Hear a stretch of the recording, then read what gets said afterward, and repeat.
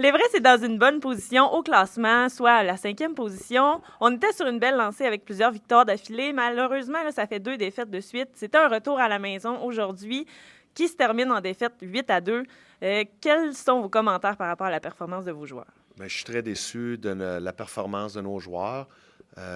Également, je suis déçu de ce qu'on a offert à nos partisans aujourd'hui. C'est une des bonnes foules qu'on a eues cette année. Puis, pour moi, une prestation comme ça, premièrement, au niveau hockey, c'est pas satisfaisant, mais en même temps, pour nos partisans, je suis déçu qu'il y ait eu à subir une défaite de la sorte. C'est chiant à m'en excuser d'ailleurs. Oui, parfait. Qu'est-ce qu'on a pensé là, On a plusieurs joueurs qui ont lâché les gants pendant la partie. Ça a été une partie très, très physique. Est-ce que c'est ça qu'on recherche dans le caractère de l'équipe? Mais pas nécessairement. On veut que les joueurs se tiennent debout. On veut que les joueurs aient une fierté de jouer pour l'Everest, une organisation qui est déjà notable dans la Ligue et puis qui va devenir une organisation très solide. Donc, pour moi, le caractère d'un joueur ou des joueurs est quelque chose qui est très important. La fierté aussi, c'est quelque chose qui est très important. Puis la persévérance. Donc, je ne crois pas que c'est des gestes d'indiscipline qui ont été portés. C'est des joueurs qui ont décidé que c'était important pour eux et pour l'équipe de le faire. Alors, ça fait partie de la game. Oui, mais est-ce que selon vous, chaque bataille était justifiée aujourd'hui? Écoute, la vie, c'est pas fair. Oui. Donc, pour répondre à ta question justifiée, c'est quoi qui justifie une bataille dans la vie? C'est vrai.